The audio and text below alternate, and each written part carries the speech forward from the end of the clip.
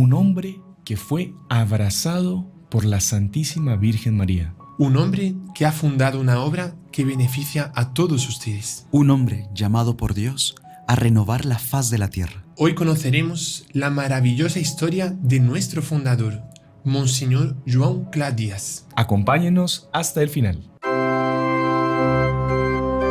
Salve María, el podcast católico en español de los Heraldos del Evangelio.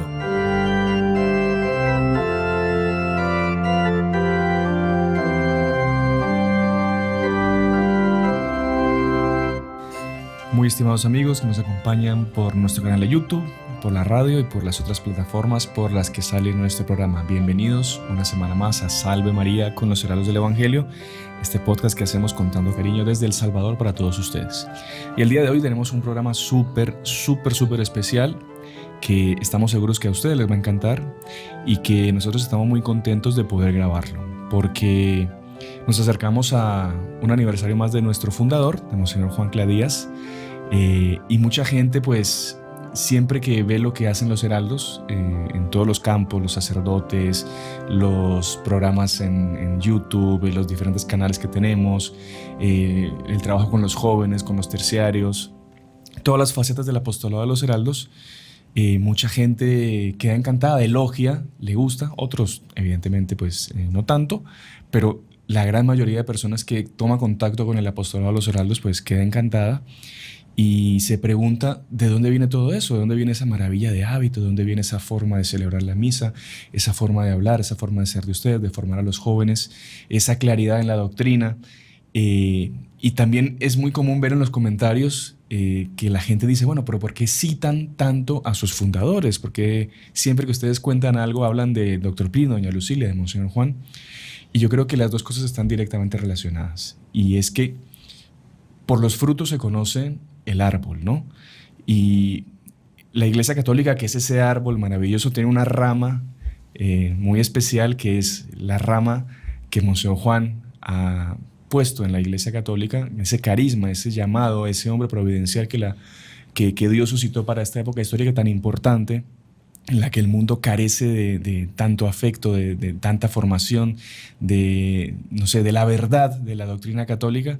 En un mundo que está en una crisis tan terrible como la que estamos viviendo, la providencia suscita a Monseñor Juan para hacer una respuesta a los días de hoy, para hacer como que restaurar la faz de la tierra, restaurar la Iglesia Católica con una obra como los Heraldos del Evangelio. Entonces el día de hoy queremos hacer este homenaje a Monseñor Juan, hablar de él, que si nosotros tres estamos aquí es por el apostolado que él ha hecho con cada uno de nosotros desde que éramos muy pequeños, de ver la formación, o sea, de haber recibido la formación que él nos ha dado a cada uno de nosotros, de ver su ejemplo, de verlo luchar contra las adversidades que ha tenido a lo largo de su vida, mismo él por la situación de salud por la que está pasando ahorita, no deja de ser un ejemplo para cada uno de nosotros y nos incentiva pues a seguir día a día pues haciendo este contenido para todos ustedes. Entonces el día de hoy queremos que ustedes conozcan quién es la fuente, quién es el origen, quién es la raíz de todo este apostolado que hacemos los Heraldos del Evangelio en todo el mundo, que es nuestro queridísimo Monseñor João Clá Díaz, João Clá Díaz como se dice en portugués. Y para este programa pues tengo la alegría de contar a mi lado con el hermano Gerardo. Salve María, hermano Gerardo. Salve María, hermano Sebastián. Una alegría estar aquí nuevamente con ustedes. Sí, después de mucho tiempo y el tema lo amerita que se esté presente. Y a nuestro querido Padre Íñigo. Salve María, Padre Íñigo. Salve María, hermano Sebastián. Salve María, hermano Gerardo. Una alegría realmente estar aquí. Y hicimos una vez un programa sobre el doctor Plinio Correa de Oliveira, ¿no? Y decíamos eso, ¿no? Que aunque todos los temas, siempre que tratamos los podcasts, tratamos muchos temas y casi siempre decimos, hay gente que hasta que bromea con eso, ¿no? Todos son importantes. Todos son importantes. Estamos para hablar sobre temas muy importantes. Siempre comenzamos así, pero es que todos los temas de la doctrina católica son importantes, pero especialmente para nosotros los heraldos del Evangelio, el tema que vamos a hablar hoy, pues es que no solo es importante, sino que es como que imprescindible, ¿no? Porque si no fuese por Monseñor Juan, como ustedes decían, pues nosotros literalmente no estaríamos aquí, no seríamos heraldos, podríamos ser, no sé, sacerdotes de parroquia, de algún otro lugar, de una congregación, ustedes podrían ser... No, yo estaría en la cárcel directamente. Yo sí, si no fuera por Monseñor Juan, a saber qué sería de mi vida. Yo lo digo aquí claramente. Ujú. Entonces, yo tengo mucho que agradecer la emoción, Juan, la verdad. Sí, exactamente. Y lo que queremos con este programa es pues ese sentimiento que nosotros tenemos en nuestro corazón de saber quién es Monsieur Juan, de haberlo visto innumerables veces, porque Sí. Antiguamente se acordarán que era misa diaria todos los días. Sí. Bueno, misa diaria todos los días es lo mismo, pero misa todos los días con él, reunión con él. Pasábamos 3 horas, desde las 5 de la tarde, que era la misa, hasta las 8:30 celebraba misa, después tenía una reunión todos los días. Y, digamos, estar 3 horas por día, sin contar otros momentos también que había, conviviendo con, podemos decirlo personalmente, ¿no? Con un santo, ¿no? Porque, Sí. digamos, evidentemente no está canonizado porque ni siquiera ha fallecido, pero por lo que no hemos conocido nosotros de primera mano, es un hombre que podemos decir que es un santo, ¿no? Pasa que los santos son en vida, los santos no son después de que mueren. Exactamente. O sea, al santo lo canonizan por lo que hizo en vida Ujú. y por los milagros que después consigue. Su Y ya ha hecho intercesión. milagros en vida. Exactamente. También. Está lleno de milagros, ¿no? Mucha gente Y la lo- alegría que el padre, que las personas querrían estar con el Padre Pío, por ejemplo, cuando Padre Pío pues estaba con vida también. Una alegría poder ir a San Giovanni a Rotondo. San Giovanni Rotondo y estar con él y confesarse con él y que él le dé un consejo, pues esa alegría nosotros la tuvimos y la tenemos, ¿no? Ujú. De poder ver a nuestro fundador, o la alegría que tendría los jesuitas, los primeros jesuitas, San Francisco Javier con San Ignacio de Loyola, de estar con su fundador, que por la doctrina de la Iglesia los fundadores son como que literalmente canales de la gracia por la cual por el cual pasa las gracias para esa orden, ¿no? O sea, un jesuita que se aparta de San Ignacio de Loyola está perdido. Da un desastre. Da un desastre. Entonces, nosotros tenemos que reconocer ese canal que nosotros tenemos, que Monsieur Juan, por el cual pasan las gracias para los heraldos. Y si las personas, cuando usted dice, no comentan algo de las gracias que reciben, en el fondo esa gracia místicamente pasó por el fundador, Claro. por Monsieur Juan, y por el doctor Niño también, y por doña Lucía, que de alguna manera son como que prefundadores de los heraldos, ¿no? Sí, sí, sí. Con ellos también. Así que para las personas que preguntan, algunas, yo lo puedo decir aquí, con cierto mal espíritu y con cierta crítica, ¿por qué hablan tanto de su fundador? Porque por nuestro fundador es que hacemos todo lo que estamos haciendo acá. Claro. Claro, él es como que un intermediario, un intercesor para nosotros, con Dios, con la Santísima Virgen, y de él hemos aprendido pues todo esto. Sin él, yo puedo decir que yo no estaría haciendo este programa acá. No sé, vas a ver dónde, pero Ay, acompañándolo, hermano Sebastián. estaríamos ahí. En fin, no desviemos el tema, que el tema es hoy muy, muy elevado. Solo recordando lo que San Francisco Javier decía de San Ignacio de Loyola, ¿no? Sí. Decía que es nuestro Dios en la tierra, ¿no? Se refería a San Ignacio, a su fundador, él lo llamaba de mi Dios en la tierra. Dios con D minúscula. Con D minúscula. Pues, ¿no? Hay que saber entenderlo. Claro. No es que sea otro Dios ni nada, pero es justamente eso. O sea, en el superior y en el fundador, literalmente amándolo, obedeciendo, uno sabe que está en el camino de Dios. O sea, es como si Dios estuviese hablando por él, ¿no? Claro, es como un hijo con su papá. Es una figura de Dios también en la tierra. Es una, o sea, uno aprende a entender a Dios, la forma de actuar de Dios a veces, viendo las actitudes de un buen padre. Claro. Así. Y una de las lindas maneras también de honrar a los padres, a veces uno ve generaciones, qué sé yo, de médicos que van pasando, de que el gran cirujano después pasó al hijo, que no sé cuánto.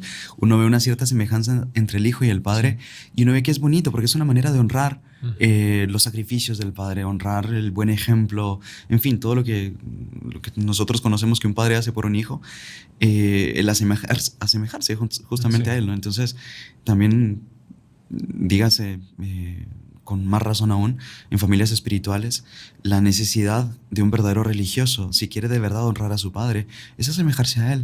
Es decir, imitarle en todas sus virtudes, en todo lo bueno que ha aprendido, que ha recibido. No, y se acuerda que decía San Pablo también en la carta, creo que es a los Gálatas, que él dice, ustedes pueden tener 1000 pedagogos, pero padres solo me pueden llamar a mí, padre espiritual, porque yo a ustedes los he como que engendrado para la fe.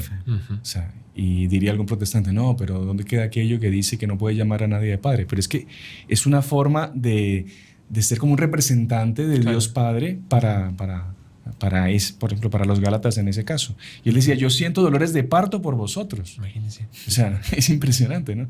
Y bueno, nosotros podemos decir eso de nuestro fundador, Monseñor Juan, Claro. sin ningún miedo a un error teológico, ¿no? Para nada. Él es nuestro Padre espiritual y siguiendo ese carisma que la providencia, pues, nos ha mostrado por medio de él, tenemos pues nuestra forma de llegar al cielo. Así que aquí estamos. Bueno. Lo que uno siente cuando está con él, ¿no? Sí, o sea, sí. es literalmente ese papá, ese padre, pero todo también como maestro que nos enseña. Pero ese sentimiento es que es muy difícil transmitirlo por cámaras. Sí. Solo estando con él que uno siente realmente esa santidad. O sea, era solo a Monseñor Juan aparecer que todo el mundo se quedaba contento. Era una cosa impresionante. Cualquier probación, cualquier dificultad. Sí, creaba una atmósfera, exactamente, un clima de santidad solo porque él aparecía. Era solo salir.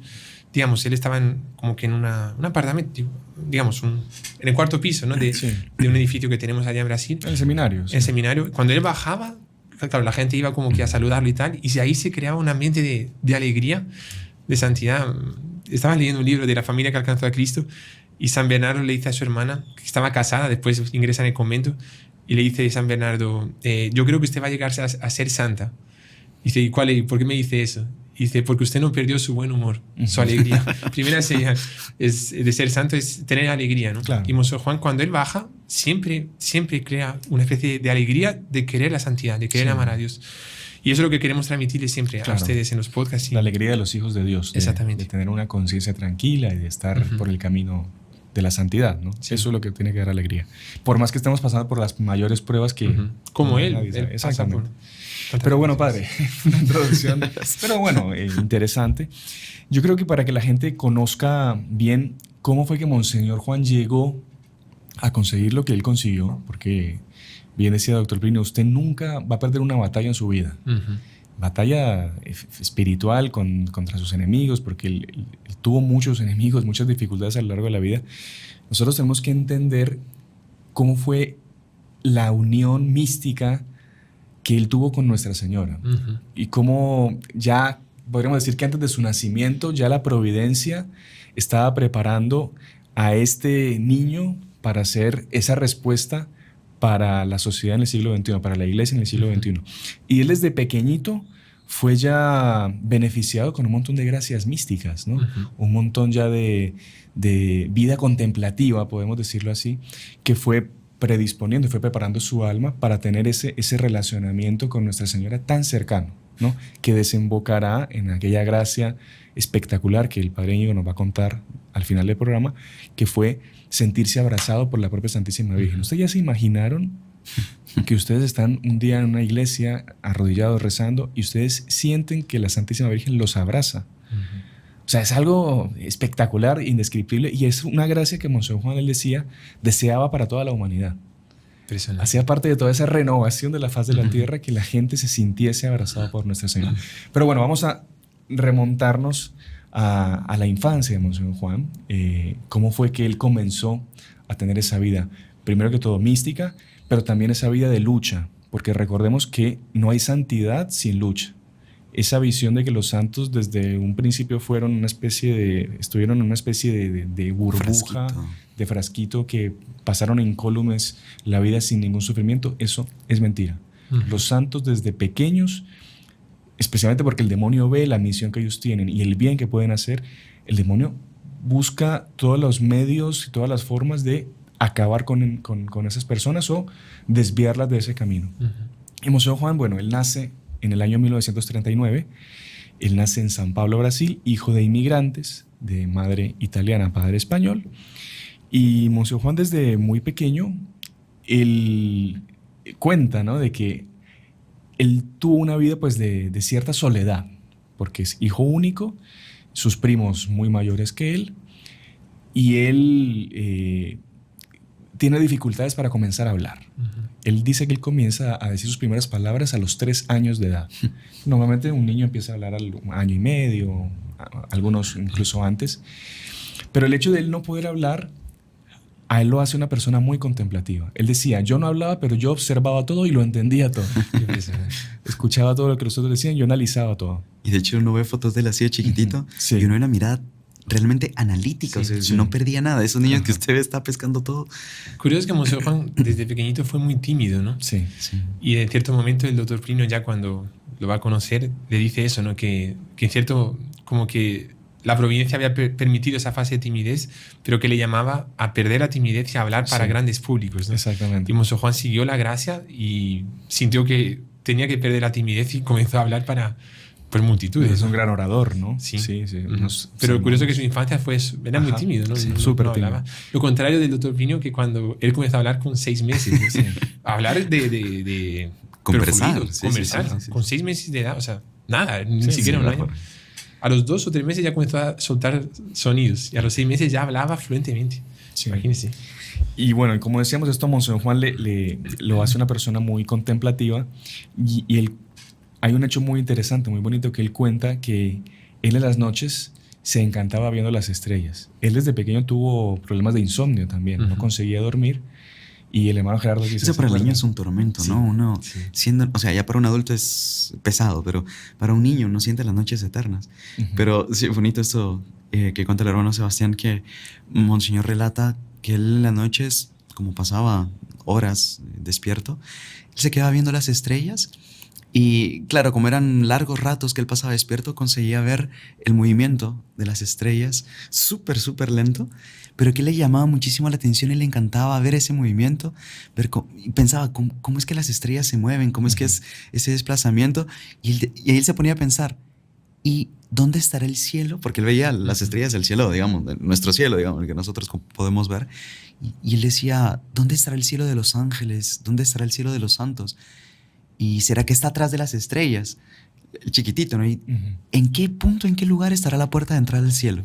Y comenzaba a ver así para todas partes. En fin, pensamientos de un niño inocente, ¿no? Que va más allá de que sus ojos ven. Es una cosa muy interesante. Él se encantaba con el orden que veía en las estrellas. Y él decía, a mí me gustaría que ese orden que yo veo en el cielo, en las estrellas, existiese aquí en la tierra. Porque él veía que ya había desorden, ¿no? Imagínate lo que era la época, mucho, mucho más tranquilo que los días de hoy. Y él soñaba con traer ese orden del cielo a la tierra, ¿no? Muy interesante. Entonces, él súper contemplativo. En cierto momento, el doctor Plinio, le dijo que su vocación era la armonía, ¿no? Ajá. Ya que usted lo menciona, pues se ve aquí reflejado ese aspecto del alma de Monseñor, de armonizar las cosas, dígase en su sentido más alto, de colocarlo en orden a Dios, es decir, de hacer que las cosas se vuelvan a su creador, que es donde reina la perfecta armonía, ¿no? Que él tenía ese don desde pequeño, de trascender inmediatamente. Todo lo que él veía en la creación ya lo trascendía al creador. O sea, era algo muy bonito.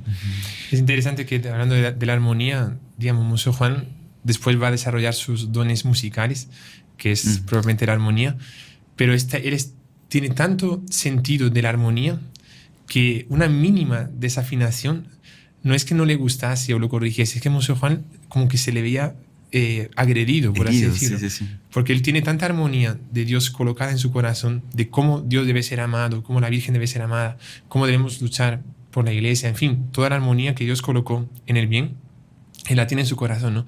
Y en la música, cuando hay una cacofonía, digamos, que es una lucha de sonidos, por así decir, unos sonidos que no son armónicos, pues evidentemente agride, ¿no? Monseñor Juan trasladaba esa imagen de la música o esos sonidos de la música para la sociedad, ¿no? Sí. O sea, hay gente que tiene que estar como que afinada. Todos tenemos que estar afinados en cierto sentido en el bien. Ajá. Y cuando la persona peca, desafina. Entonces es una forma de hablar, pero es real. Y Monseñor Juan siente como que sentía esa sociedad desafinada y tenía que, en el fondo, la vocación de Monseñor Juan, su luz primordial, es como que afinar todo el universo, ¿no? Es impresionante. Una gran vocación. Sí. Padre, y viene después, más o menos a los 3 años, una fase que la providencia ya también le quiso revelar a Monseñor Juan. Y era esa constatación de la existencia de un mundo sobrenatural y preternatural también, ¿no? Muchas veces nosotros pensamos que lo que vemos, lo que podemos tocar, es lo único que existe y no es real. O sea, es real porque lo tocamos, lo vemos, pero no es real el hecho de que no haya nada más. Y Monseñor Juan desde pequeñito él tuvo como por así decir, el primer contacto con ese mundo, ¿no? Sobrenatural. ¿Cómo fue eso, padre? Sí. Monseñor Juan explicaba que pues, fue una gracia, en cierto sentido, el hecho de que Dios, como usted decía, le reveló ese mundo que está encima de nosotros puede estar abajo de nosotros también.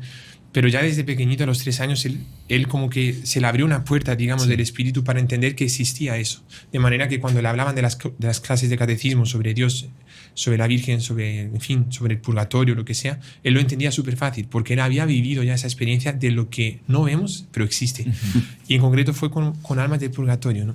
Era a los 3 años de edad, o sea, muy pequeñito, por tanto. Estaba comenzando a hablar en esa época, como decíamos antes, que él comenzó a hablar con 3 años, y él de repente estaba solo y veía llegar 2 almas del purgatorio, que en realidad no las veía solo con forma humana, era como una especie de niebla, a veces como salen en películas, digamos así, que era una niebla. Dice, lo más nítido eran sus ojos, los ojos de esas 2 personas. A veces se le contornaban también la nariz un poco, la boca y también las manos. Y las manos siempre, bueno, Monseñor Juan veía esas 2 almas del purgatorio, porque es curioso que cuando son del purgatorio suelen ser más blancas, ¿no? Cuando cosas un poco más del infierno, que son o demonios o brujos o lo que sea, a veces son cosas más negras, ¿no? Las personas que están salvadas, a veces puede aparecer un alma del purgatorio de forma negra también, pero lo normal, cuando se ve algo blanco, suele ser o del purgatorio o de Dios, digamos, por esa luz, ¿no? Y veía llegar en esa forma nebulosa, y Monseñor Juan, claro, con 3 años de edad, decía, siempre que llegaban, se paralizaba, ¿no? Porque es fuerte, ¿no? Ver 2 almas de purgatorio. Y para un niño de esa edad. Para un niño de 3 años, imagínese. Contaba que estaba abajo de la mesa, ¿no? Que él solía estar ahí ratos pensando solito, y que en ese momento era cuando llegaban las almas del purgatorio. Se presentaban todos los días. Todos los días. A la misma hora, siempre. Ajá. Durante 3 años. Impresionante. 3 años todos los días se aparecían esas 2 almas, y las 2 almas, cuando él veía las manos, porque a veces no se veían bien, pero cuando las veía, porque las manos le llamaban así, hacían el gesto, bueno, para los que están escuchándonos, sino viéndonos, pero hacían el gesto como que de venir, ¿no?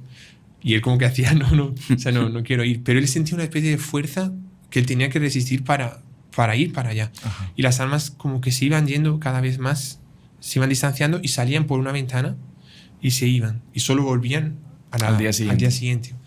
Y Monseñor Juan se sentía, realmente, primero, le abrió la comunicación para lo sobrenatural, pero también decía, siempre yo sentí una cierta... no era tanto miedo, por un lado sí, pero como que es una cosa fuerte, uno ver una cosa que no es de este mundo, ¿no? Y una vez él vio a su mamá y a su abuela, que estaban como que agarradas así, gritando, ¡ah! abrazadas así, asustadas. Y dice, ¿pero qué pasó, no? Dice, no, vimos un alma de purgatorio, un fantasma, algo así, apareció un fantasma. Y Monseñor Juan por dentro, así, tal vez con 3, 4, 5 años de edad. Dice, si ellas supiesen lo que yo veo todos los días, sí. Esas 2 almas yo las veo todos los días, y cuando aparecieron para su mamá y para su abuela ya se asustaron muchísimo, ¿no? Sí.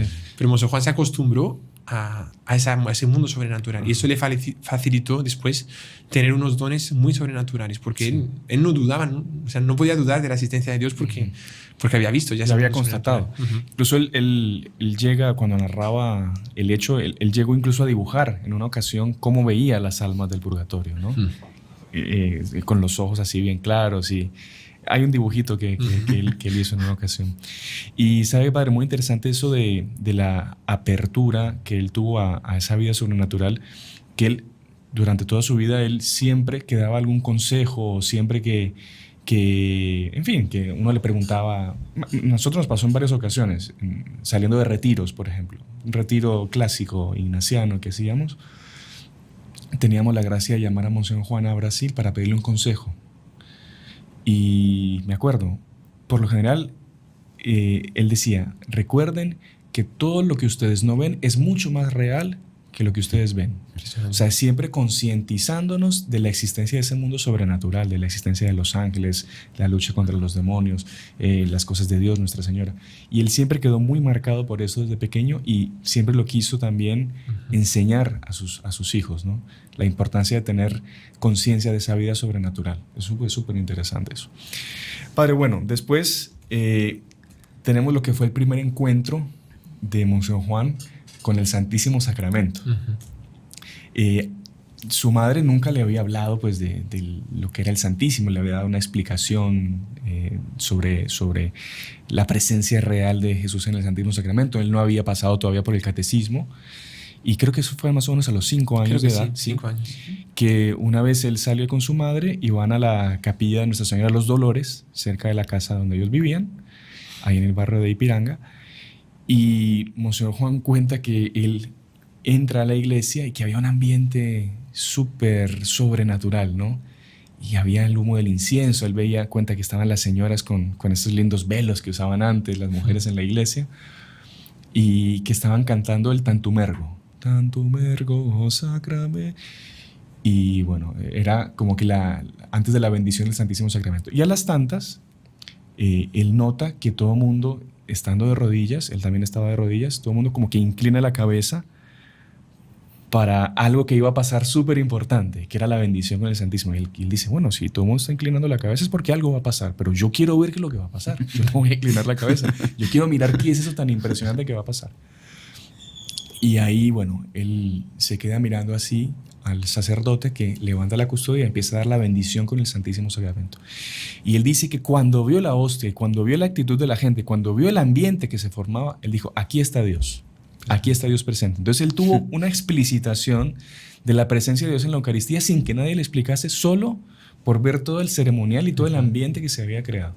Entonces fue como que su primer encuentro con la Eucaristía, con Jesús eucarístico, que marcaría también su vida para ser un hombre con una devoción eucarística ejemplar, ¿no? Tanto así que Monseñor Juan, siempre que nosotros también viajábamos o nos íbamos a despedir de él, él nos decía, si ustedes quieren estar en contacto conmigo, búsquenme en la Eucaristía. Como que, claro, con el Santísimo Sacramento en un país X, que usted está adorando al Santísimo, puede encontrar a Monseñor Juan que está al otro lado también del Santísimo Sacramento, adorándolo como si estuviesen conectados. Como si estuviesen conectados. Conectados en Dios, ¿no? Sí, Dios nos une. Muy, muy bonito eso. Muy bonito. Y bueno, después de este encuentro con el Santísimo, Monseñor Juan sigue pues andando su infancia, una infancia, como decíamos, llena de gracias místicas, gracias de manifestaciones de lo sobrenatural, pero también Monseñor Juan, como decíamos, en la vida de los santos, tuvo que enfrentarse a muchas luchas, muchas pruebas. Perdón, hermano Sebastián, solo una cosita antes de entrar a eso. Siempre con respecto al Santísimo Sacramento, y me parece muy lindo relatar que Monseñor cuenta cuando fue su primera comunión, que, en fin, él ya tenía una noción pues muy clara, había recibido muy bien su preparación, si no estoy mal, con 8 años, por la edad que, por la fecha de cumpleaños.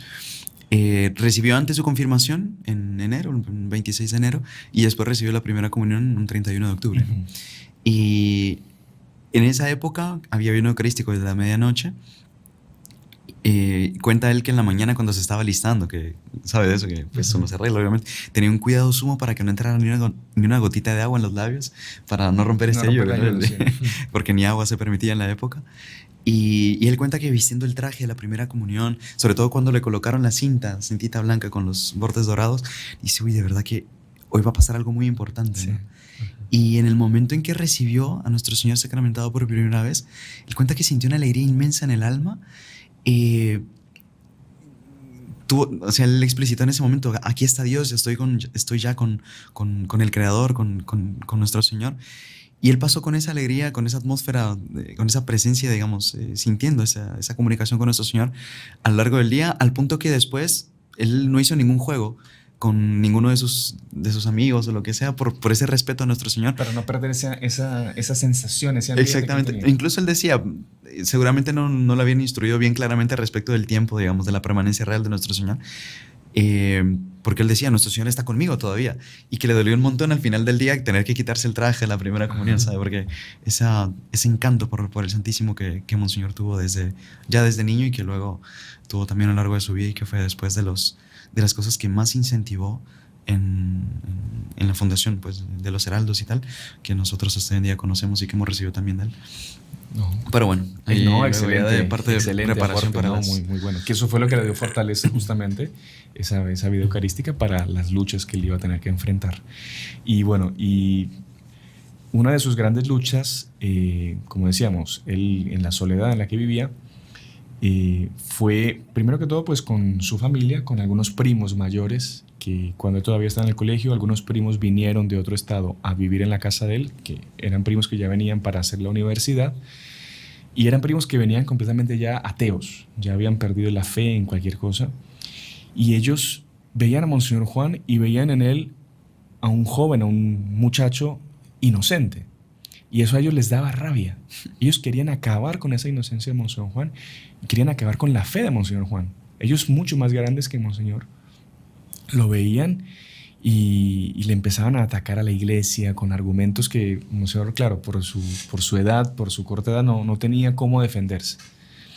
Eso es por un lado. Y por otro lado también, en el colegio, él era muy, muy perseguido también, y incluso él cuenta un caso que fue impresionante, de que él vio a un compañerito suyo que él lo conocía al niño y conocía a la familia del niño, que a los 7 años lo veo fumando. 7 años. 7 años de edad, lo veo fumando. Y Monseñor Juan queda indignado y se acerca y le dice: oiga, ¿usted por qué hace eso? Eso está mal, eso no se puede hacer. Le voy a decir a sus papás que usted está haciendo esto malo. Y el niño dijo: sí, esto es algo malo. Entonces, ¿qué hizo? Se sacó el cigarro y se lo quiso meter a Monseñor Juan en el ojo. Qué bárbaro.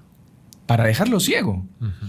Y Monseñor Juan, él toma así la actitud, reacciona y consigue esquivarlo un poco, el cigarro del ojo, pero no consigue evitar la quemadura que le hizo abajo del ojo. Uh-huh. Hay una fotografía que incluso vamos a ver si colocamos, en la que se ve claramente cómo está el ojo de Monseñor Juan quemado, en la parte de abajo.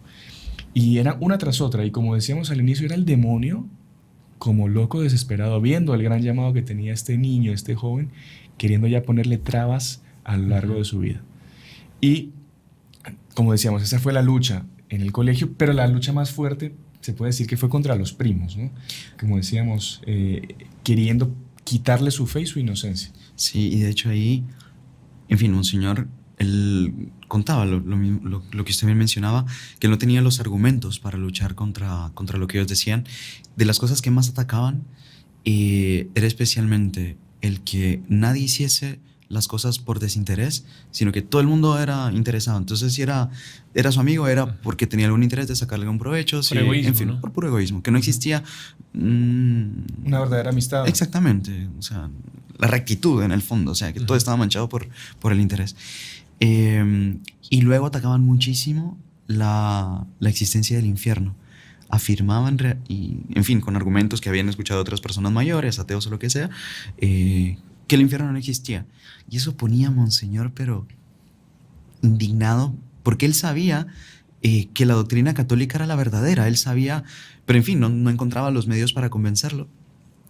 Hasta que, en fin, en cierto momento, ahí él conoce en el colegio a un profesor que de la nada, en medio de una clase, le dice: bueno, ¿y aquí quién no cree en la existencia del infierno? Le dice que unos 6 alumnos levantaron la mano. Monseñor sí creía, pero ahí el profesor les dice: bueno, entonces quédense que al final de la clase se los voy a demostrar, lógicamente. Ahí le llamó la atención, porque dijo: esto aquí me interesa saber, aunque crea, pero me interesa tener esos argumentos. Y ahí, bueno, Monseñor Juan se quedó para el final de la clase y el profesor comenzó a explicar, pero con una lógica clarísima. En fin, era una cuestión de verdad, de la proporción de la falta en relación al ofendido, el castigo que merece la persona, que debe ser proporcionado a la falta, y por ser un ser infinito el ofendido, el castigo también tiene que ser a su modo infinito, ¿no? Luego, la única manera es con el infierno. En fin, es súper resumido, solo para tener una idea. Y a Monseñor Juan le encantó. Y en ese momento él quiso, si no estoy mal, ¿no, padre?, invitar a este profesor a un grupo que él mismo quería fundar, Monseñor Juan, ya de niño. Usted relataba aquí. Sí, que Monseñor Juan, pero justamente con esto de los primos y todo eso, él decidió, con 14 años más o menos, o 15 años por ahí, o sea, él quería fundar una sociedad, un grupo de jóvenes, para demostrar, por así decirlo, que este mundo no era interesero, o sea, que había gente que realmente hacía las cosas por amor a Dios, sin interés, sin egoísmo. Y él llegó a ir a la radio, que se llama Radio Gaceta, del lugar, allí en San Pablo, para en la radio avisar públicamente que quien quisiese pues podía unirse a ese grupo para pues trabajar por las cosas de Dios, por desinterés. Infelizmente pues la gente no no tuvo éxito en ese momento y no hubo nadie que se afilió, por así decirlo, a esa sociedad, no consiguió fundarla. Pero Dios tenía unos designios mucho más altos con relación a ese deseo de fundar una sociedad de jóvenes, ¿no? Que es lo que vamos a contar ya en breve. Pero no consiguió fundar él, pero en realidad conoció al que sí la había fundado, ¿no?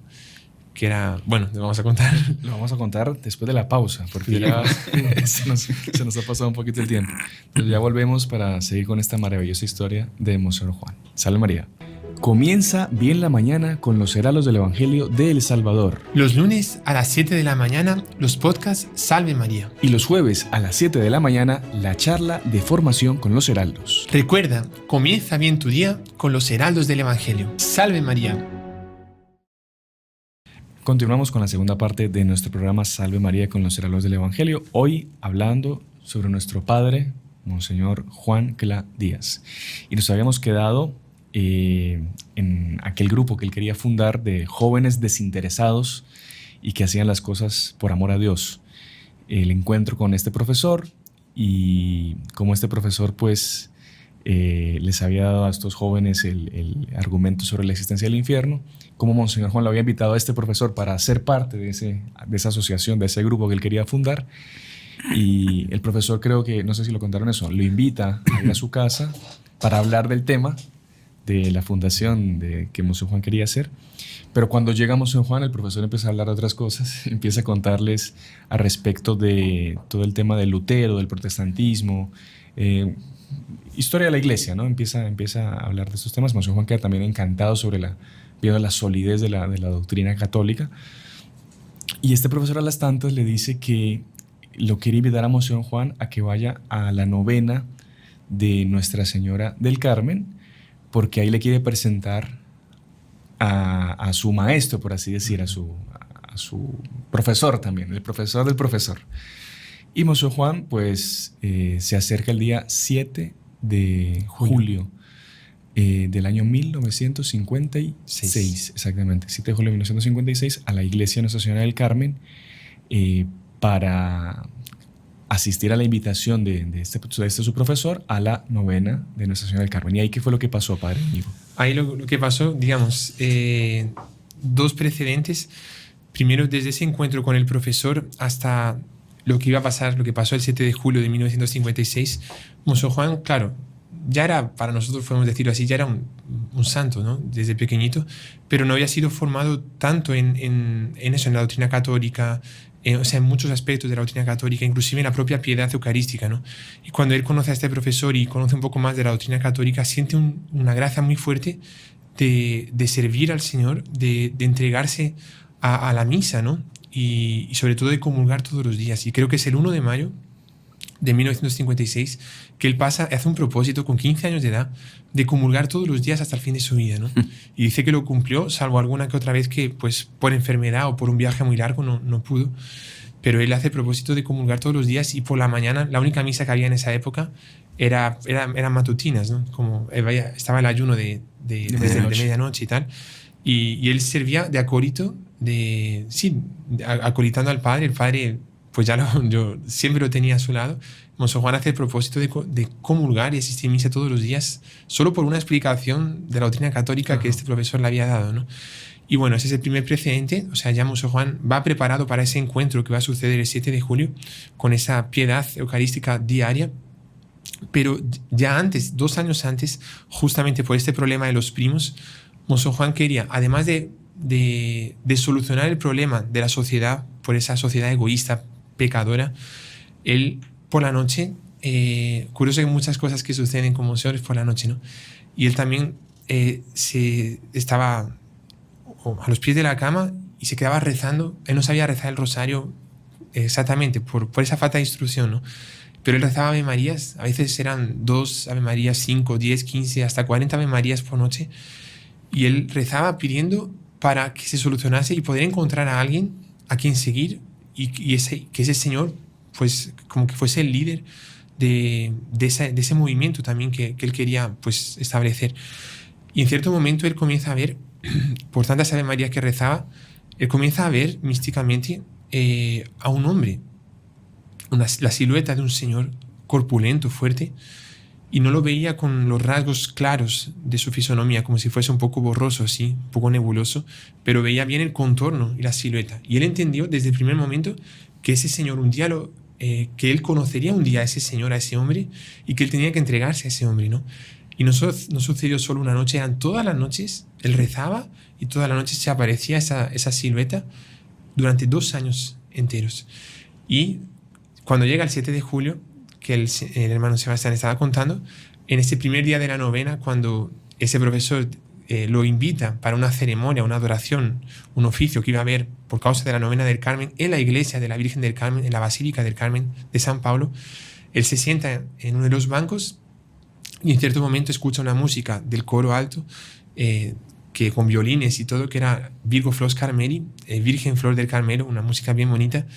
Y decía que la música ya era de sueño, así, súper bonita. Y él se levanta para ver lo que iba a suceder y ve un cortejo, o sea, una procesión de entrada, que eran 6 y 6, 12 personas vestidas con el hábito carmelita, con una capa blanca, porque eran terciarios carmelitas. Y cuando ve esos 12 hombres, dice, ¿qué es esto aquí? O sea, es algo que Dios está hablando, ¿no? Pero al final de esos 12, cerrando la procesión, estaba un hombre corpulento, también tan corpulento que la capa blanca ni siquiera le cerraba entera, ¿no? Como se quedaba un poco abierta. Lo normal es que la capa cierre, pero era tan fuerte que se quedaba un poco abierta y era tan fuerte que ocupaba como el espacio, no el espacio de 2, digamos, pero cerraba bien las filas al final. Cuando Monseñor Juan ve a ese hombre, dice, ese es el hombre que yo he estado viendo todas las noches durante 2 años y que la Virgen me mostró para seguirlo, y porque ese es el hombre que yo tengo que seguir para transformar este mundo, ¿no? Y así que lo veo, dijo, este es el hombre al cual yo tengo que entregar, este es el hombre que va a renovar la faz de la tierra, ¿no? Decía así. Y Monseñor Juan lo vio y fue toda la adoración, toda la ceremonia que hubo. Estaba encantado por haber conocido a ese señor, pero dijo, bueno, seguramente lo vi y ya está, ¿no? Porque él no me conoce a mí. Y cuando terminó la ceremonia, Monseñor Juan salió, fue de los primeros a salir del templo, de la iglesia, bajó las escaleras, se colocó en un costado, en un lado de la iglesia, y la segunda persona que salió era el doctor Plinio, ¿no? Que era este hombre que él había visto, era Plinio Correa de Oliveira, ¿no? Él no conocía, en el momento no conocía el nombre.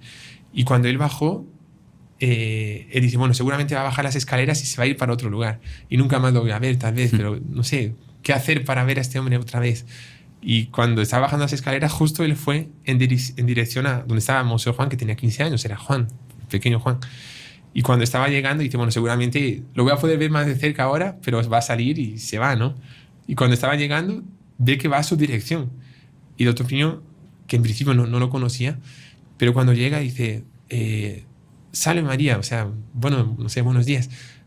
Usted es Juan, le llaman por su nombre, ¿no? Y dice, sí, yo soy Juan, tal. Quedaron hablando un poco más y dice, o sea, ¿cómo conocía mi nombre, no?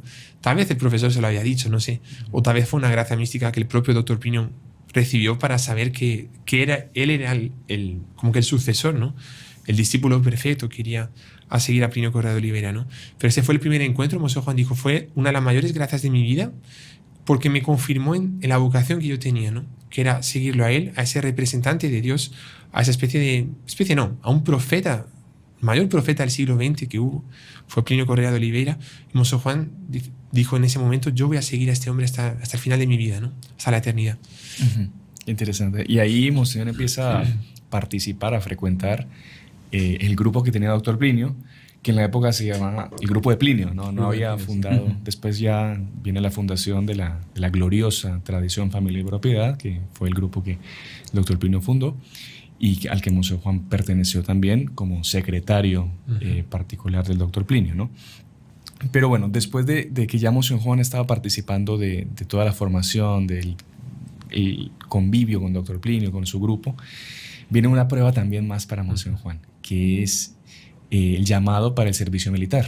En Brasil era obligatorio y Monseñor Juan pues tiene que no aislarse completamente porque no era toda la semana que tenía que estar internado en el batallón, sino que creo que eran 5 días a la semana, tenían algunas guardias nocturnas y él tiene que salir del convivio con doctor Plinio para irse a prestar servicio militar. Y Monseñor Juan entra y queda horrorizado por la vulgaridad, por la impureza que se veía en las conversaciones, o se escuchaba, mejor dicho, en las conversaciones de esta gente. Y Monseñor Juan queda muy chocado. Y es una fase de una gran probación para Monseñor Juan. Y él cuenta incluso que durante la gimnasia, los ejercicios que tocaba hacer, que era una cosa tremenda, ¿no? Durísima. Y él a las tantas tenía así a sus ojos, a la vista, la torre de la iglesia de Nuestra Señora de la Buena Muerte. Uh-huh. Y Monseñor Juan, acordándose de esas palabras que decía a veces Santo Domingo Sabio, que es mejor morir antes que pecar, y él en ese ambiente horrible, él decía, no, yo prefiero morir, yo no quiero mancharme, prefiero morir. Y le pidió en varias ocasiones a Nuestra Señora la gracia de la muerte para evitar justamente mancharse y pecar. Gracias a Dios, pues Nuestra Señora no le concedió en ese momento porque tenía otra misión para él. Pero fueron épocas muy duras para él. Uh-huh. Pero hubo también algo muy bonito, que fue por esa devoción eucarística que Monseñor Juan tenía, que él tuvo la gracia de poder seguir recibiendo a Nuestro Señor todos los días. No sé quién quiere contar cómo fue que consiguió eso. ¿Te recuerdas? Sí. Bueno, pero Monseñor estaba con el deseo y sobre todo la preocupación de cómo continuar con la comunión diaria. La comunión diaria, exactamente. Y un día dijo, bueno, pues voy a hablar aquí con el comandante. El comandante, sí, aquí. Y se presentó en la oficina y, mire, necesito hablar con usted. Sí, soldado Clá, dígame qué necesita. Mire, solo quiero decirle que yo soy católico y que yo tengo la costumbre de comulgar todos los días y quiero pedir permiso para continuar con esa costumbre acá. Y se lo dijo con una convicción, o sea, no iba ahí medio titubeando. Uh-huh. Vengo acá a pedir esto, tal. Y dice que el comandante se le quedó viendo y... Soldado Clá. En portugués era la expresión puxa, como una expresión de impresionante, ¿no? Wow. Y le dice, bueno, no se preocupe que yo voy a ayudarle con eso, voy a providenciar. Y ahí le colocaron un carro a disposición. Un jeep que lo llevara y trajese a la catedral todos los días. A la catedral, exactamente, para recibir la comunión. Y Monseñor iba ahí en el jeep, todo de uniforme militar, con arma, todo, todo lo que tenían que tener los soldados en la época. Y Monseñor llegaba para la misa, recibía su Sagrada Comunión, tal, el jeep afuera esperando, ahí volvía y de vuelta al cuartel. Pero Monseñor cuidó su comunión en ese momento, que era... El comandante se quedó impresionado y después hasta lo felicitó. Uh-huh. Por mantener esas convicciones y, en fin, mantener intacta su fe dentro de ese ambiente, ¿no? No, que una cosa que caracterizó y caracteriza a Monseñor Juan es que para el bien no existen obstáculos, ¿no? Uh-huh. O sea, hay un obstáculo, nadie comulgaba en el ejército en ese momento. Uh-huh. Y era impensable que el comandante disponibilizase un jeep solo para uno ir a comulgar. Pero Monseñor Juan dijo, o sea, lo primero es la Eucaristía, ¿no? Sí. Qué ejemplo, ¿no? Porque a veces uno... nosotros tenemos la gracia de comulgar hasta dos veces por día porque el Código de Derecho Canónico lo permite, y Monseñor Juan pues, nos recomendó eso, ¿no? De aprovechar esa gracia de poder tener 2 misas diarias y 2 comuniones diarias. Pero ¿cuántas veces pues la gente pierde comuniones? A veces por un obstáculo tan pequeño, ¿no? Un poco de tráfico, está lloviendo ese día. No digo solo el domingo, que es pecado grave no ir a misa, pero inclusive la comunión diaria. Hay gente que cuando comienza a hacer la comunión diaria, todos los días va a misa, cambia la vida de la persona, ¿no? Y Monseñor Juan, desde ese propósito que hizo a los 15 años de edad, de la comunión diaria, lo mantuvo, cueste lo que cueste, mismo estando en el ejército y teniendo que ir de jeep, uniformado, con casco, con todo, pero no había obstáculos para practicar el bien, ¿no? O sea, uno tiene que atravesar esos obstáculos, ¿no? Entonces, pues que queda aquí un consejo, ¿no? O sea, sí. A veces la persona dice, no, es que no voy a comulgar porque estoy cansado, porque hay tráfico, porque, no sé, la misa es larga, lo que sea. No debería haber obstáculos para uno ir a comulgar todos los días, ¿no? Sí. Hasta 2 veces por día, si se puede, mejor todavía. Bueno, padre, y ahí, cuando termina la fase del servicio militar, viene otra prueba para Monseñor Juan, que era la prueba de la carrera. Porque él fue un soldado eximio, incluso fue nombrado cabo, se conservan las notas de comportamiento, de los ejercicios, de todo. El batallón de Monseñor Juan era el mejor en todo siempre. Y a él varias veces quisieron pinzarlo, invitarlo para que fuese un militar, para que siguiese la carrera militar. Incluso le ofrecieron ir a la academia más prestigiosa que tenía en Brasil en la época.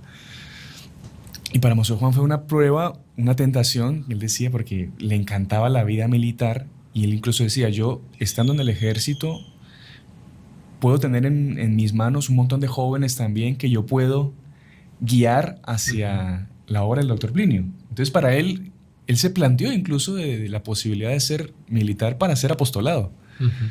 Pero él después le consultó a doctor Plinio y el doctor Plinio le dijo, no, mejor usted vaya y estudie Derecho. Después va a entender por qué. Y él siguió el consejo de doctor Plinio. Pero lo que sí Monseñor Juan sacó de la vida militar es esa disciplina, esas costumbres, ese orden, las cosas buenas de la vida militar bien llevada, y las aplicó para los heraldos del Evangelio. Por eso mucha gente queda impresionada por la disciplina, el corte de cabello, las botas bien lustradas, todo el mundo llevando el mismo paso en las procesiones. Todo eso viene de ese encanto de Monseñor Juan por la vida militar, que quiso adaptarlo y quiso introducirlo en las costumbres de los heraldos del Evangelio, llevar un ordo de costumbres, una disciplina para todo, ¿no? Eso sacó de ahí, de esa fase. Interesante que Monseñor Juan recibió la medalla más importante del ejército de Brasil, o una de las más importantes, ¿no? Que se llama Mariscal Hermes. Será muy largo de explicar, sí. pero solo para ver el grado de perfección que Monseñor Juan llegó. Y el general le había prometido, dice, si usted continúa la carrera militar, yo voy a hacer de usted uno de los... O sea, general de Brasil. Sí. Hay varios tipos de generales, ¿no? Varios grados, pero por lo menos llega a ser un general del ejército de Brasil, porque él tenía talento, ¿no? Sí. Para eso, tenía vocación militar para eso. Y cuando se despide ya no estaba con el uniforme militar, estaba vestido de civil, de saco y de corbata. Y estaba con el distintivo de las congregaciones marianas, a la cual ya pertenecía por el doctor Plinio también, que fue congregado mariano, que es una crucecita aquí, un pin, digamos, con una cruz. Y el general, cuando se despidió de Monseñor Juan, le dio la cruz, le cogió la cruz así, y le dijo, ahora comprendo de dónde viene todo su valor. Por ser cristiano, ¿no? O sea, claro, por ser católico, por llevar esa cruz, practicante.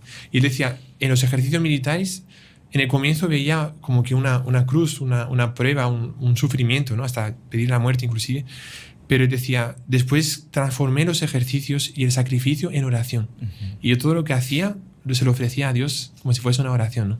Muy bonito, ¿no? Y él trasladó ese lado militar después, pues para nosotros, para nuestra orden de los heraldos. Cualquier cosa que se hace tiene que ser con disciplina y con espíritu militar.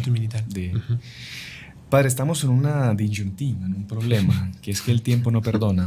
Pero si quiere vamos a pasar al siguiente punto de la vida de Monseñor Juan, que es el tema de su consagración a Nuestra Señora. Él descubre pues este método de San Luis María Guillermo de Montfort, que ya el doctor Plinio había usado para consagrarse como esclavo de amor a Nuestra Señora. Él empieza a estudiar este libro, el Tratado de la Verdadera Devoción, que muchos de ustedes pues ya lo han hecho y son consagrados y estarán viendo también estos programas justamente porque son consagrados y han caído acá. Y él recibe una gracia muy especial leyendo el tratado. No sé si quién quiere explicar cómo fue el proceso de la consagración, cómo fue Padre Íñigo quizá, o del hermano Gerardo. Sí, claro. No, aquí, digamos, luego de hacer la preparación, yo creo que ya todos aquí muy bien conocen los famosos 33 días, el rezar oficialmente la consagración a Nuestra Señora. Él en cierto momento siente un llamado en el alma a dar un paso más, una entrega más, algo más profundo, que él sentía que el mismo Dios se lo pedía. Y el Monseñor decía, estaba ya leyendo por enésima vez el tratado, cuando yo vi que todo lo que se decía en el tratado se podía aplicar también, guardadas las debidas proporciones, claro está, a la persona del doctor Plinio, en cuanto a que él también puede ser un eslabón para mí, para unirme más a Nuestra Señora y estar más unido a nuestro Señor.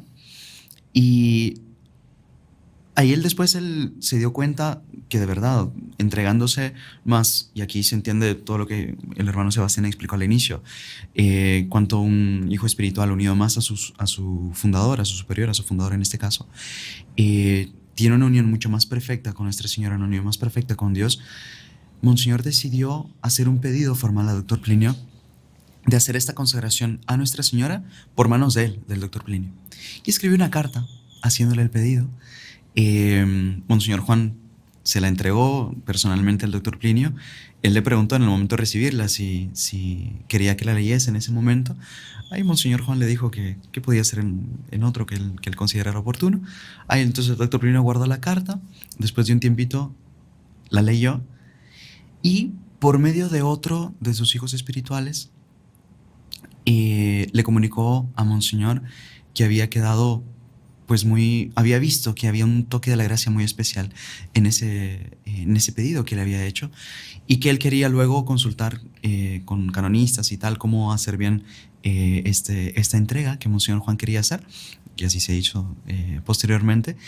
Y luego se hace esa entrega, esa consagración a Nuestra Señora por manos del señor doctor Plinio, que más adelante se le conoció como la Sagrada Esclavitud, ¿no? Esa entrega de Monseñor en manos del doctor Plinio, que por cierto varios otros hijos espirituales del doctor Plinio hicieron en ese momento, pero honestamente quien lo había entendido realmente con mayor profundidad, que lo había deducido de verdad místicamente leyendo las líneas del tratado, fue Monseñor Juan.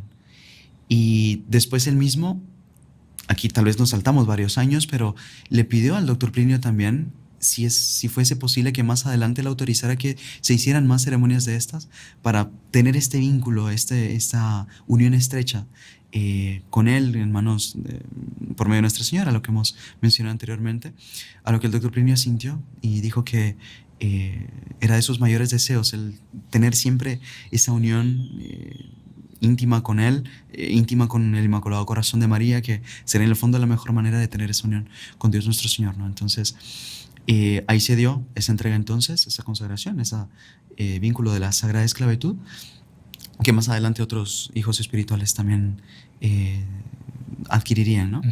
Pero que fue un paso muy importante en la unión entre Monseñor y el señor doctor Plinio.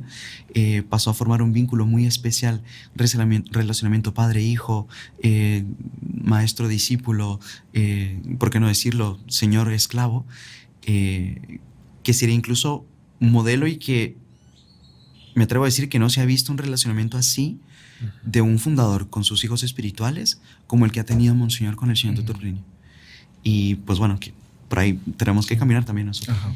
Es muy bonito porque lo que San Luis dice al respecto de Nuestra Señora es que una persona que se consagra como esclavo de amor a Jesús por ella, por las manos de ella, la persona directamente pasa a ser propiedad de la Virgen. O sea, es como si fuésemos células de su cuerpo, es como si fuésemos su manto, o sea, parte de ella, ¿no? Y como somos parte de ella, imaginen que somos células de ella, por así decirlo, lo que hay en ella pasa a nosotros. Y uno pasa a tener, de alguna manera, los dones de la Virgen, claro, en grados, evidentemente, pero como que uno puede decir que yo pertenezco literalmente a Dios por medio de la Virgen. Entonces, esa gracia que Monseñor Juan recibió de entregarse al doctor Plinio era también en esa línea. O sea, doctor Plinio ya era esclavo y todo lo que estaba en doctor Plinio pertenecía a Nuestra Señora. Pero Monseñor Juan decía, claro, es bonito consagrarse a la Virgen, súper bonito, pero uno como que no ve claramente la voluntad de Dios a cada momento, porque la Virgen no está, o sea, está, pero no la vemos, ¿no? Como que la Virgen diciendo, mira, yo tengo que ir para tal lugar, tiene que hacer tal cosa así. Sí.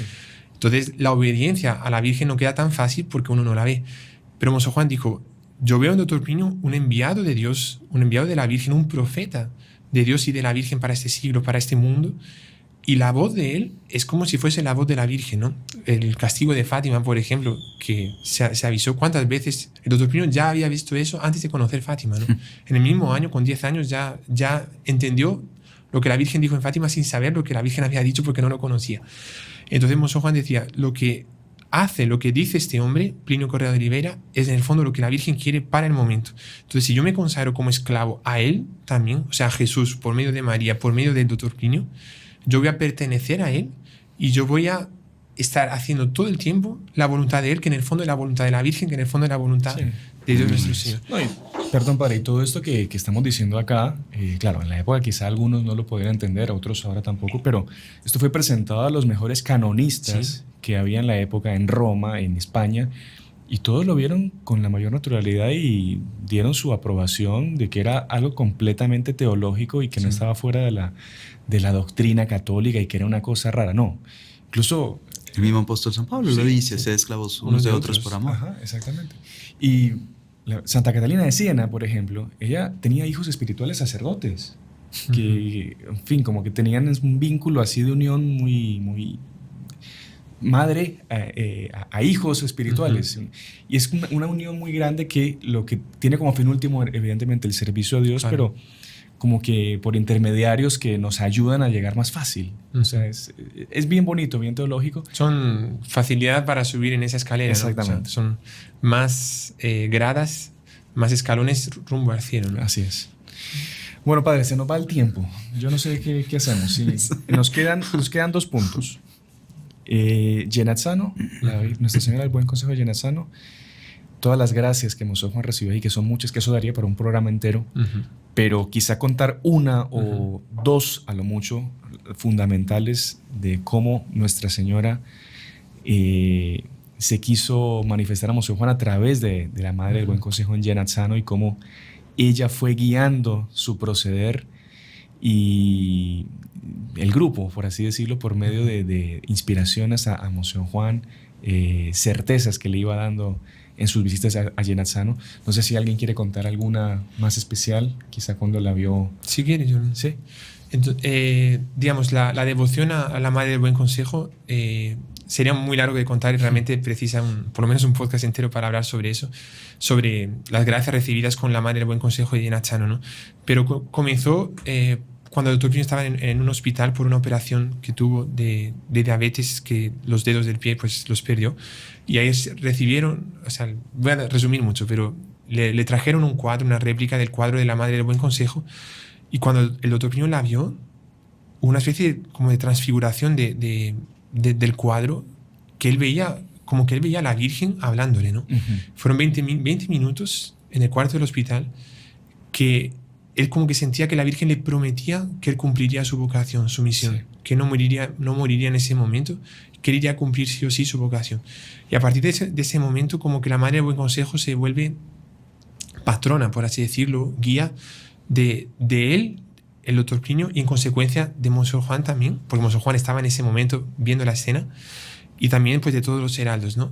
Claro que nuestra devoción principal en cuanto a misiones es la Virgen de Fátima y pues la queremos con todo nuestro cariño, pero de alguna manera en cuanto a rumbo a tomar, siempre fue a través de la Madre del Buen Consejo, ¿no? Entonces Monseñor Juan, él fue innumerables veces a Genazzano, una ciudad cerca de Roma, a 1 hora y media más o menos de Roma, un santuario, ahí la historia es un poco larga, no la vamos a contar aquí, pero es súper milagrosa, está como que viva todavía la imagen cambia de color, uno llega y está pálida, comienza a rezarle y comienza a tener más color, como que la Virgen se queda contenta con los hijos que vienen a rezarle, y con eso ella cambia de color para manifestar cómo está contenta, ¿no? Y cuando no hay nadie rezándole, pues se queda pálida, ¿no? Y Monseñor Juan fue, como digo, muchas veces, y en cada vez que iba, él recibía una especie de mensaje de la Virgen dando el rumbo, ya en la época todavía del Dr. Plinio, cuando estaba vivo, y después también cuando ya el Dr. Plinio partió para la eternidad, también muchas veces le dio el rumbo, ¿no? Una vez lo que sucedió es que Monseñor Juan estaba muy preocupado por una cosa que sucedió, que él pensaba que había sido una imprudencia de él, y hubo una especie de ataque mediático, publicitario, a través de los medios de comunicación para la obra del Dr. Plinio, que en esa época, como decía el hermano Sebastián, era la gloriosa tradición, familia, propiedad. Tal vez algunos conozcan, por un lado, que dentro de la TFP, de la tradición, familia, propiedad, había gente que no era muy buena, ¿no? Y entonces que no quería estar en la iglesia, no quería tener nada con la iglesia. Entonces, si algunos han oído hablar mal de la TFP es porque había elementos malos que después se fueron. Pero el lado bueno de la TFP somos los heraldos, digamos, porque continuó, ¿no? Y, en fin, hubo un ataque publicitario muy fuerte con un problema que hubo. Monseñor Juan pensaba que tenía algo de culpa, en realidad no tenía ninguna culpa. Y él fue a Europa para justamente hablar con teólogos sobre ese problema. Los teólogos le dijeron que no se preocupase, pero dijo, lo mejor que puedo hacer es ir a rezar a la Madre del Buen Consejo, ¿no? Y él estaba rezando, se quedó mirando a la imagen durante mucho tiempo, y en ese momento, después de, no sé, una media hora o más, él solo miraba la imagen la imagen cambiando de color. Y él, una persona, un heraldo de la época, digamos, le dijo, mire, llegó un mensaje para usted. Un mensaje. En la época no era WhatsApp ni email, yo creo, era el WhatsApp de la época. El WhatsApp de la época. Una grabación mensajes. que habían mandado por esos medios de antiguamente. Y él dice, bueno, es que si la escucho fuera, voy a interrumpir este coloquio que estoy teniendo con la Virgen. Y además es una grabación del Dr. Plinio. Entonces, el Dr. Plinio es el profeta de María, es el profeta, un hijo bien amado de la Virgen María. Estoy delante de la Virgen María, ¿por qué no escuchar la voz del Dr. Plinio en una grabación? Y la colocó ahí mismo en la capillita que hay, comenzó a escuchar. Y las palabras del Dr. Plinio era, hijo mío, no se preocupe, ese problema ya está enteramente resuelto, puede olvidarse. Y él, una especie de tranquilidad, y en ese momento comenzó a ver a la Virgen agradeciéndole, y vio que la Virgen comenzó a respirar. La Virgen respiraba así, unas 2 o 3 veces, y después el niño Jesús comenzaba a respirar, y dijo, no, yo creo que esto aquí es ilusión óptica, porque estoy tanto tiempo delante de la Virgen que parece. Y cuando estaba pensando que era ilusión óptica, el que estaba al lado comienza a tocarle, a golpearlo con el codo así, y dice, mire, el niño Jesús está respirando, la Virgen está respirando. O sea, ahora no hay duda, ¿no? Sí. O sea, si él mismo lo vio, si el otro lo vio también, porque estaba respirando. Y él entendió que la Virgen le decía, en todos los problemas siempre va a haber aliento, va a haber como que un suspiro de esperanza, uno va a tener aire para enfrentar cualquier problema. O sea, no se preocupe por lo que vendrá, porque siempre yo le daré esa esperanza. Esperanza viene de ahí, ¿no? De inspirar, es respirar, como que uno tiene fuerza para continuar su camino adelante, ¿no? Fue una gracia muy fuerte ver a la Virgen respirar, ¿no? Sí. Interesante, ¿no? Y sí, es una imagen que, como bien decía el padre, pasó a ser casi que nuestra principal patrona, ¿no? Uh-huh. Y en todas las casas de los heraldos, en las iglesias de los heraldos, siempre hay un lugar reservado para la Madre del Buen Consejo, que, como bien dice su nombre, aconseja qué rumbo tomar en las dificultades, así como vivamos, señor Juan, innúmeras veces, ¿no? ¿Sabe que la palabra concilium en latín significa unas 13 cosas, ¿no? Además de consejo, pero el significado original es un plan. Uh-huh. Me acuerdo en el método de latín que se estudia, es un hombre en un laberinto y que tiene un plan para salir del laberinto. Y eso es un concilium. Tuvo un plan. Entonces, en el fondo, el buen consejo es el buen plan que la Virgen tiene para su vida, ¿no? Para salir de cualquier laberinto. Para salir de cualquier laberinto, exactamente. Impresionante. Y es justamente lo que la Virgen hace con nosotros, con la Madre del Buen Consejo. O sea, usted puede estar en cualquier situación perdido, la Virgen tiene su plan y le va a sacar. Me parece muy bonito. Padre, estamos en un laberinto ahorita. Dejemos a la Madre del Buen Consejo, entonces. Porque nos queda la parte más importante, por así decir, que yo creo que hay una discusión en cuanto a cuál sería la mayor gracia de Monseñor Juan en su vida. Él muchas veces dijo que era ese encuentro con Dr. Plinio, que fue cuando él entendió el sentido de su vida, ¿no? El servicio a Dios, a la Santísima Virgen, por medio de la obra del Dr. Plinio y servirlo a él también. Y está esta gracia que Monseñor Juan recibió, que comentábamos al inicio, que es una gracia mística, una gracia marial, podríamos llamarlo, ¿no? Ya de una gracia del reino de María, que es sentir como la propia Santísima Virgen lo abrazó. Yo creo que nadie mejor que usted, padre, para que cerrar este programa nos explique brevemente cómo fue lo que Monseñor sintió, o qué fue lo que Monseñor sintió en ese abrazo de la Santísima Virgen, y cuál sería el significado y cómo nosotros podemos participar de esa gracia que Monseñor Juan quiere para nosotros, que es ser abrazados por la Santísima Virgen. Yo creo que mejor concilio para salir de este laberinto en el que estamos ahorita para terminar el programa, no puede ser de otra forma. Entonces, si quiere, padre, para terminar, cerramos con eso. Claro que sí, con mucho gusto. Bueno, eso sucedió el 12 de julio de 2008. Monseñor Juan recién había inaugurado con el cardenal Fran Rodet dedicado a la primera iglesia de los heraldos. Eso fue en 2008, también el 24 de febrero de 2008.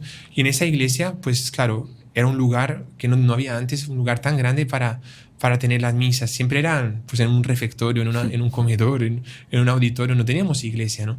Esa fue la primera iglesia y hubo una gracia especial de iglesia, digamos, que todo el mundo, pues en la misa, compenetrado, con un montonazo de gente centenas o miles de personas en cada misa con él, ¿no? Monseñor Juan celebrando misa. Y Monseñor Juan vio una gracia muy grande también para hacer un retiro aprovechando la iglesia, ¿no? Aprovechando que estábamos todos reunidos. Y este retiro fue un retiro de la humildad, hablando sobre la humildad, fue súper bonito. Comenzó en julio de 2008 y terminaba el 12 o el 13 de julio, y los últimos días eran para las confesiones, ¿no? Y como eran, pues, creo que eran unos 1000 heraldos participantes de la orden primera, hermanos, de la orden segunda, hermanas, y participando. Entonces, los primeros días fue de aprender mucho de la vida espiritual, y los últimos días eran para las confesiones, y los padres, todos los padres que había en la época, comenzaron a tener confesiones en esa mañana del día 12, creo que era un sábado, me parece, y el 12 de julio de 2008. Y Monseñor Juan también, pues siendo sacerdote, muchos le habían pedido para confesarse con él. Claro, pero todos los padres ya habían cogido confesionarios, salas, etc. Y el único lugar que sobró era en la iglesia del Tabor, de la Virgen del Rosario, esa iglesia que mencioné, enfrente del altar, o sea, entre el altar y el sagrario, sí, ¿no? En ese lugar, mirando al sagrario, y encima del sagrario estaba la Virgen de Fátima.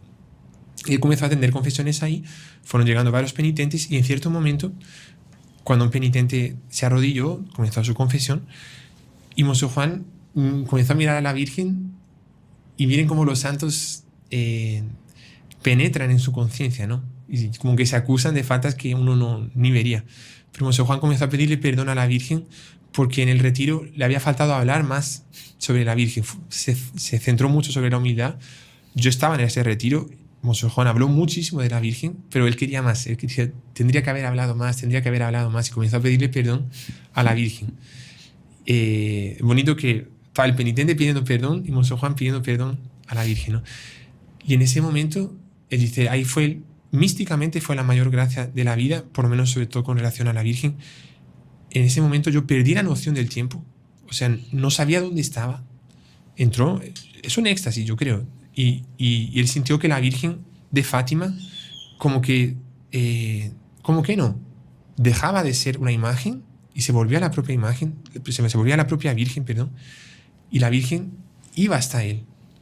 Y cuando llegaba, lo cogía en brazos. No sé si me puede prestar la imagen aquí, después ya lo colocamos, pero decía, lo cogía en brazos. Monseñor Juan decía, sin querer comparar, evidentemente, porque es el niño Jesús, y no hay comparación, pero yo me sentía en brazos de la Virgen como en esta imagen aquí, del trono de la sabiduría, sede sapiente. Como si yo fuese el niño Jesús, la Virgen me tomó en brazos, me colocó así en su pecho, y ella comenzaba a acariciarme. Y dice, eso fue una gracia así, que yo comencé a llorar. Monseñor Juan, yo comencé a llorar. No sé lo que el penitente pensó, ¿no? Porque estaba diciendo sus pecados y yo Juan llorando. Pero claro, decía, perdió la noción del tiempo. No sabía dónde estaba. No sabía si estaba en el Tabor, estaba en otro lugar. No estaba, no sé, en el cielo. Y él decía, yo fui abrazado por la Santísima Virgen. Dice, esa fue una gracia, realmente, la gracia de la vida con relación a la Virgen, sin duda, fue ese abrazo que recibió el 12 de julio de 2008, que él sintió todo el amor de la Virgen María, como que diciendo, bueno, usted me pide perdón, pero no se preocupe, ¿no? O sea, en el sacramento de la misericordia, que es el sacramento de la confesión, la Virgen muestra toda su misericordia a un hijo amado, que es Monseñor Juan, como que abrazándolo, ¿no? Y lo bonito es lo que Monseñor dice justamente en este libro, que todos estamos con ese libro, que es el libro que Monseñor Juan escribió, una trilogía al respecto de la Virgen. El primero son las gracias que él recibió de la Virgen, que termina con ese abrazo. El segundo es la historia de la Virgen basado en visiones de santos, de místicos, de místicas.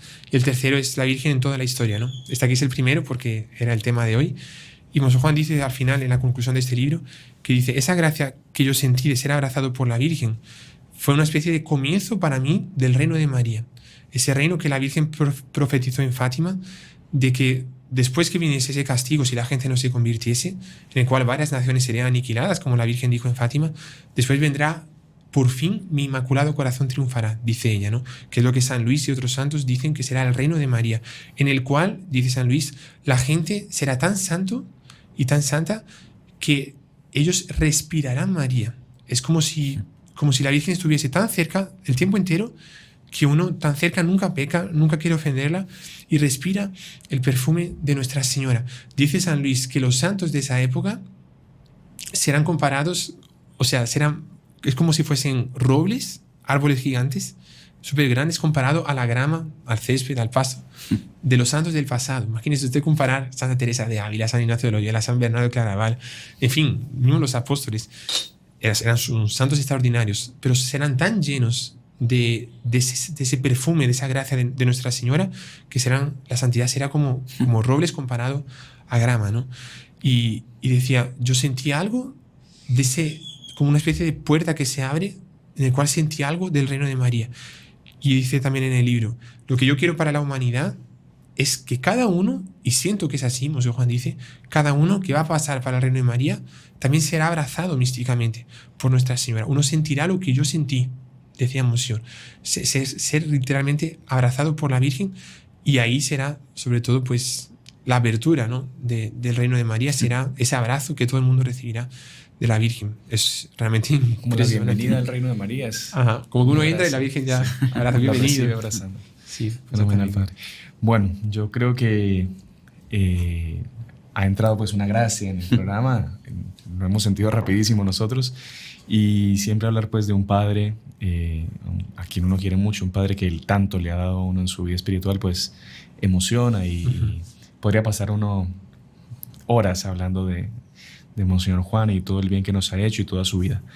Pero que eso sirva como un pequeño homenaje también de nuestro canal, un agradecimiento a este padre tan querido por nosotros, a Monseñor Juan, que en pocos días hará pues ya 85 años, ¿no? En medio de aflicciones, de pruebas, de sufrimientos que le está pasando, pues sigue comprando gracias para nosotros y por medio pues de estos canales y medios de apostolado para todas las personas que nos ven y se benefician de toda la formación, todo el contenido que se va creando. Sepan que el origen, el fondo, la semilla, la rama de ese árbol que da estos frutos, pues es Monseñor Juan Clá, de quien hemos tenido la gracia y la oportunidad de hablar en el día de hoy. Así que muchas gracias por participar, a los que están aquí de forma presencial, al Padre Íñigo, al hermano Gerardo, y a los que nos han acompañado también de forma virtual. Muchísimas gracias por estar con nosotros. Padre, una bendición para concluir. Sí, con mucho gusto. El Señor esté con ustedes. Y con tu espíritu. Y la bendición de Dios Todopoderoso, Padre, Hijo y Espíritu Santo, descienda sobre ustedes y permanezca para siempre. Amén. Salve Salve María. María.